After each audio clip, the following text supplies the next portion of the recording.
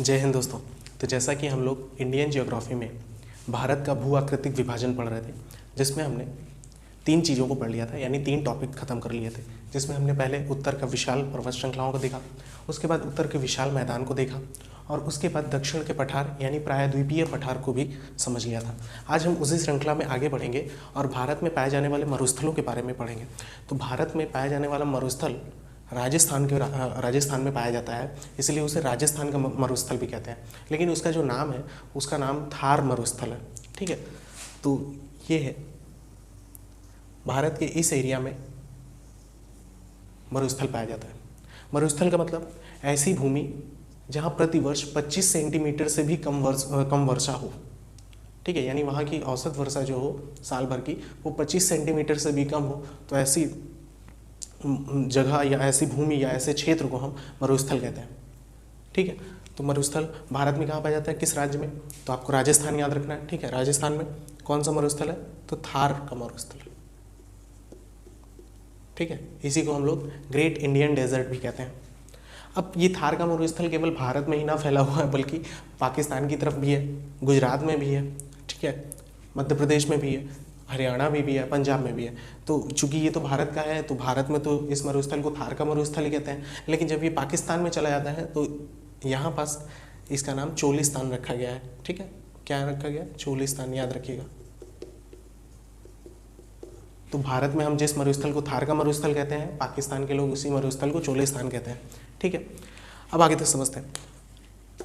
अब ये जो आपको मरुस्थल दिख रहा है, आपको पता होना चाहिए कि भारत का सबसे बड़ा राज्य राजस्थान है। ठीक है, और सबसे बड़ा राज्य होने के बावजूद सबसे ज़्यादा बेकार या बंजर भूमि कहाँ पाई जाती है? तो राजस्थान में पाई जाती है। ठीक है, और राजस्थान के कुल क्षेत्रफल का लगभग 62% क्षेत्रफल पर तो पूरा का पूरा मरुस्थल ही है। याद रखिए, राजस्थान के कुल क्षेत्रफल का कितना प्रतिशत? ये सीधे क्वेश्चन पूछता है, तो आपको बताना पड़ेगा 62% क्षेत्रफल पर, यानी कि लगभग अगर आप वैल्यू याद रखिए तो 1,70,000 वर्ग किलोमीटर के क्षेत्रफल पर फैला हुआ है कौन? थार का मरुस्थल। ठीक है, तो थार का मरुस्थल का क्षेत्रफल क्या है? लगभग 1,70,000 वर्ग किलोमीटर है। अब ये जो थार का मरुस्थल है, आपको पता होगा यहाँ अरावली पहाड़ी है, सबसे पुरानी पहाड़ी है। ठीक है, आपको बताएं, जब हम भौगोलिक कालखंड पढ़ेंगे, प्री पैलियोजोइक, जिसमें हमें एरा पढ़ना है, एपोक पढ़ना है, ठीक है, पीरियड पढ़ना है, तो उसको जब पढ़ेंगे तो आपको समझ में आएगा। तो वहाँ हम बताएंगे कि जो ये आपको आज दिख रहा है राजस्थान का क्षेत्र, ये एक एरा था, मेसोजोइक एरा। उस समय ये पूरा समुद्र में डूबा हुआ था, लेकिन आज आपको दिख रहा है ये हम करोड़ों साल पहले की बात कर रहे हैं, तो उस हिसाब से ये उस समय क्या हुआ था? डूबा था। कौन से पीरियड में? मेसोजोइक एरा में। ठीक है, अभी नहीं पढ़ना है, इसको डीपली वहाँ पढ़ेंगे। ठीक है, और अरावली पहाड़ी कब की है?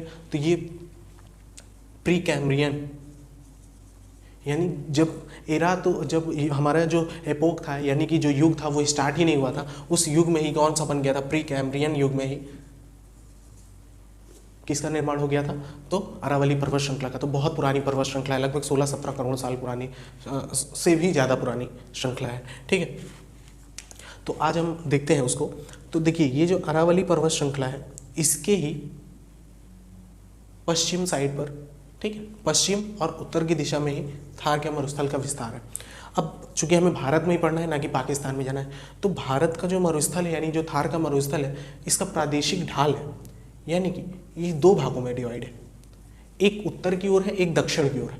ढाल के अनुसार उत्तर की ओर का ढाल पाकिस्तान यानी सिंध की तरफ जाता है, और दक्षिण की ओर का ढाल, दक्षिण का जो ढाल है वो गुजरात की तरफ जाता है। इसी थार मरुस्थल का कुछ ऐसा शेप है, ऐसा समझिए आप। ठीक है, हल्का ऊंचा है, तो इधर वाला ढाल पाकिस्तान के सिंध की तरफ जाता है, इधर वाला ढाल हमारे भारत के गुजरात के राज्य में जाता है। अब ये गुजरात पूरा गुजरात है, और इसके ऊपर वाले को हम, यानी जो ऊपर की ओर है, इसे कक्ष बोलते हैं, इसका नाम कक्ष है।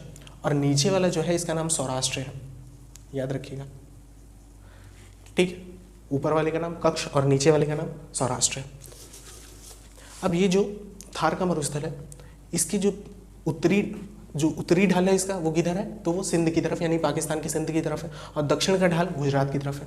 और यहीं से, अब चूंकि यहाँ नदियाँ भी हैं, अब छोटी नदियाँ हैं, ठीक है, तो छोटी नदियाँ तो कहाँ से निकलेंगी? ये इसी अरावली पहाड़ियों से निकलती हैं, और अरावली की पहाड़ियों से एक फेमस नदी निकलती है, उसे याद रखना जरूरी है, उसका नाम है लूनी नदी। याद रखिए, लूनी नदी। ये भारत की सबसे बड़ी अंतः प्रवाह की नदी है। अंतः प्रवाह का मतलब ये भारत की जो भी नदियाँ हैं या कहीं भी जो भी नदियाँ होती हैं वो कहीं ना कहीं से आगे जाकर उनका जो मुहाना होता है वो समुद्र में होता है, ठीक है, वो समुद्र में गिर जाती हैं। लेकिन लूनी नदी एकमात्र भारत की ऐसी नदी है जो कि समुद्र में ना गिरकर बल्कि कच्छ के रण में विलीन हो जाती है। चूँकि यहाँ पर इसमें बहुत छोटी नदी होती है जिसमें बहुत कम पानी होता है, ठीक है, जिसके कारण ये जाते जाते जो अपने साथ कचरा ला रही होती है उसको पूरा बहा करके आगे ढकेलने के लिए, यानी समुद्र में ना ढकेल पाए और नहीं ढकेल पाती, और यहीं पास पूरा अपने जो भी कचरा लाई होती है सब कच्छ के रण में बिछा देती है। इसलिए ये वाला जो इलाका है, यानी गुजरात का जो ऊपर वाला इलाका है उत्तर की ओर का, यानी कच्छ का रण जो है वो पूरा दलदली इलाका है, ठीक है, और यहाँ जंगली गधे पाए जाते हैं। तो आपको याद रखना है कि जो कच्छ का रण है, रण का मतलब भी होता है मरुस्थल, यानी यहाँ भी मरुस्थल ही है, और ये सफ़ेद दिखता है। इसको आपको देखना है तो भुज मूवी अभी शायद पिछले ही साल आई थी, अजय देवगन की बढ़िया मूवी थी, तो उसमें आपको समझ में आ जाएगा, पूरा ये सफ़ेद दिखता है, इसीलिए इसे सफ़ेद मरुस्थल भी कहते हैं। तो क्वेश्चन पूछा जाएगा सफ़ेद मरुस्थल कौन सा है, तो कच्छ का रण, ठीक है, कच्छ का रण,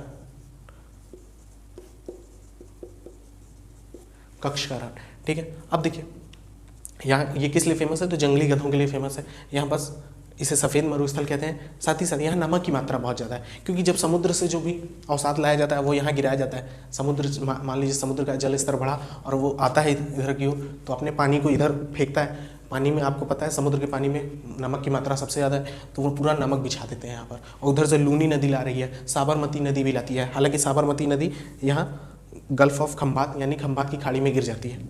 देखिए ये जब समुद्र तीन ओर से किसी लैंड से घिर जाता है और छोटा पतला, ठीक है, चंद्राकार, देखिए ना आकार इसका, तीन ओर से ये घिर गया है, किस लैंड से गिर गया है समुद्र, तो उसे क्या कहा जाता है, खाड़ी कहा जाता है। समझिए, खाड़ी बड़ा होता है तो उसे खाड़ी कहते हैं, छोटा यानी बे कहते हैं, और छोटा होता है तो गल्फ कहते हैं। खाड़ी दोनों को ही कहते हैं, समझिए, बे और गल्फ में अंतर होता है।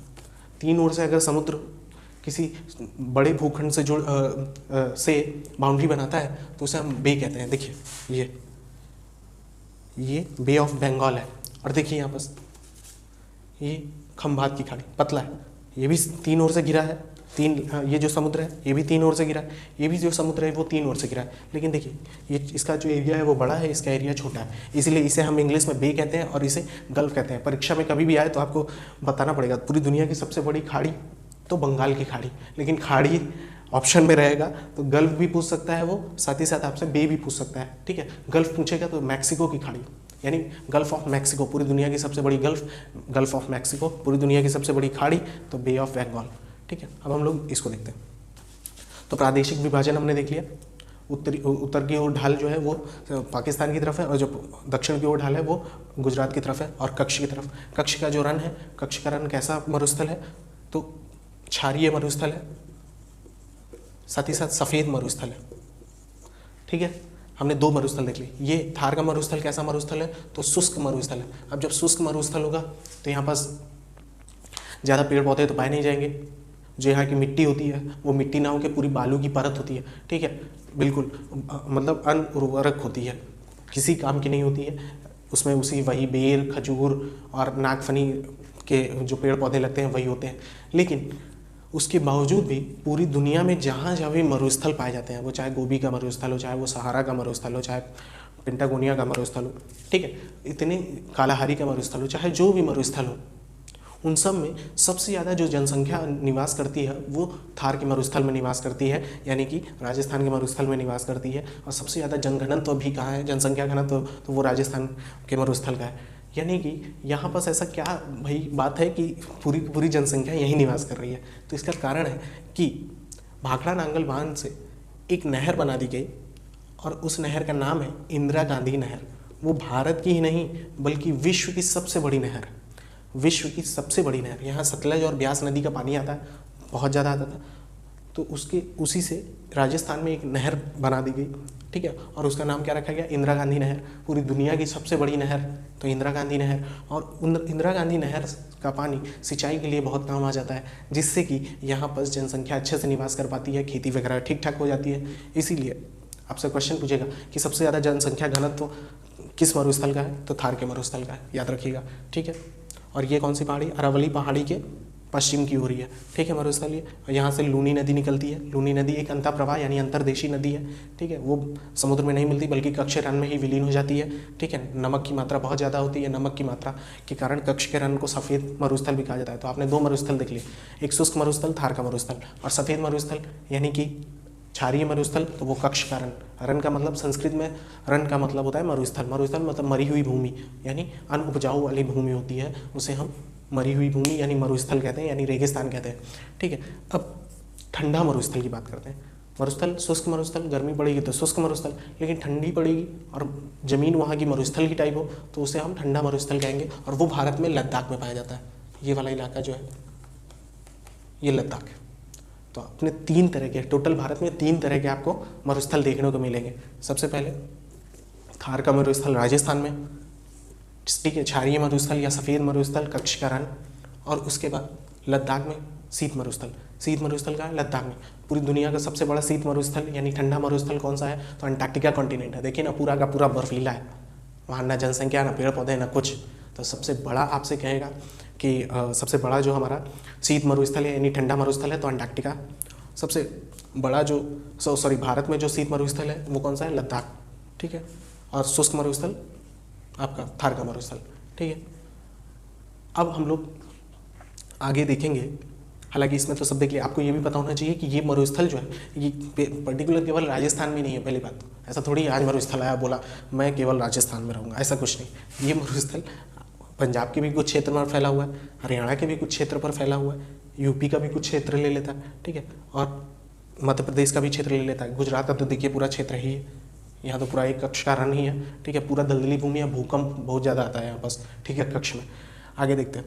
अब देखिए यहाँ और भी नदियाँ निकलती है। लूनी नदी के अलावा साबरमती नदी भी निकलती है, ठीक है, वो खंबात की खाड़ी में गिर जाती है। बनास नदी निकलती है जो कि चंबल की सहायक है। तो ये जब नदियों वाला टॉपिक आएगा तो वहाँ पढ़ेंगे। तो आपसे उम्मीद है आपको मरुस्थल से रिलेटेड समझ में आएगा। तो भारत में जो मरुस्थल है वो 3 तरह के मरुस्थल है। थार का मरुस्थल है, कक्ष का रन है, और लद्दाख जो शीत मरुस्थल है, ठीक है। मेनली हमें थार का मरुस्थल ही देखना रहता है। थार के मरुस्थल के 2 प्रादेशिक ढाल हैं। उत्तर की ओर जो है वो चला जाता है किधर, तो पाकिस्तान की तरफ, और दक्षिण की तरफ जो है वो गुजरात की तरफ आ जाता है, ठीक है। इसीलिए नदियाँ यहाँ से निकलती हैं और नीचे की ओर आती हैं, ठीक है। उम्मीद है समझ में आया होगा। मिलते हैं नेक्स्ट वीडियो में, तब तक के लिए जय हिंद।